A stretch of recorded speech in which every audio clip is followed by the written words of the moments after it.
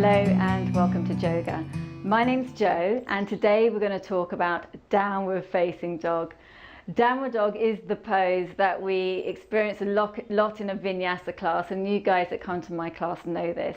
And unless you really know the correct positioning for downward facing dog, it can feel a little bit uncomfortable in the shoulders or the wrists, and we've all experienced that. So I want to break it down for you a little bit today, how you get into it, the correct positioning for your hands and your feet, and what to do, what to modify, how to modify if you have tight shoulders or the backs of your legs are feeling a little bit tight. And then hopefully after this, then it will make a little bit more sense for you. And when you come to a vinyasa class and you're going into your downward facing dog, you know what to do. And once you get that, it's an amazing stretch for the back body, a nice big shoulder opener as well, and it feels a really good pose. So I hope this instruction will really help you. So let's get started. We're going to start in a tabletop position, hands and knees. So to begin with, you're just going to step your hands just slightly in front of your shoulders, and you're going to spread your fingers as wide as they'll go.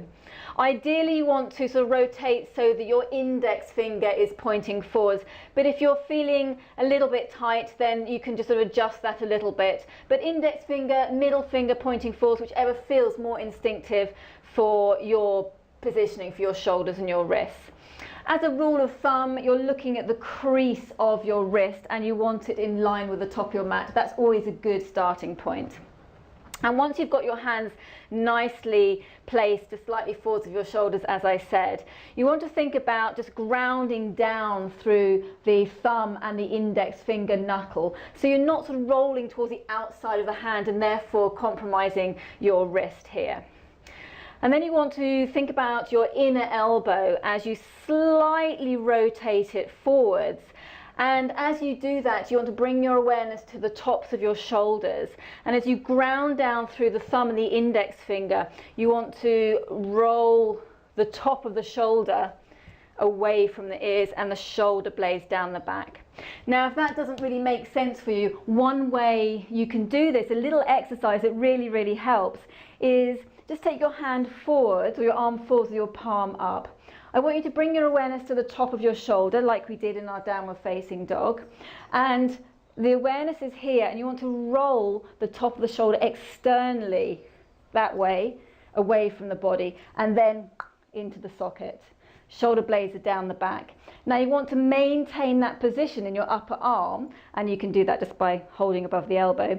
Now bring your awareness to your lower arm and your hand, and with that shoulder locked externally in the sockets, you're going to rotate the lower arm and your hand comes down. And this is the position for your arms and your hands in downward facing dog. So you're externally rotating the top of the arm, the top of the shoulder, and slightly internally rotating so that palm comes down the lower arm. It's much easier doing it in this position. In downward facing dog, not so easy, but it takes practice, like everything in yoga.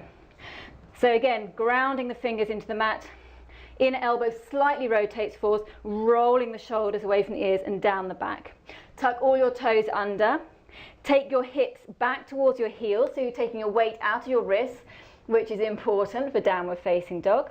And when you're ready, you're going to lift the hips up and push back. And as you push back, we're taking the weight towards the feet. Your hips are going back. Your head is just hanging neutrally in between the upper arms. You're keeping that rotation, the upper shoulder or the shoulders away from the ears, the upper arms. And then just lifting the tailbone up as you lengthen the heels down. Now, I mentioned at the beginning, what do you do if you're really tight in the shoulders and you're really tight in the legs, one or the other or both? So once you come into your downward facing dog, you might feel that your weight is a little too far forwards and all the weight is going to the shoulders and the wrists. And as much as you try, you can't go back any further. Little trick, and this really works, little bend in the knees, both knees. Now push your chest back. Let the head hang. And you'll find that you get a little bit more freedom in the upper body and your shoulders. And then from here you can just bring one heel towards the mat. Don't panic if it doesn't touch, it doesn't matter. and then swap over. And you can just do that a few times, just getting to the backs of the legs.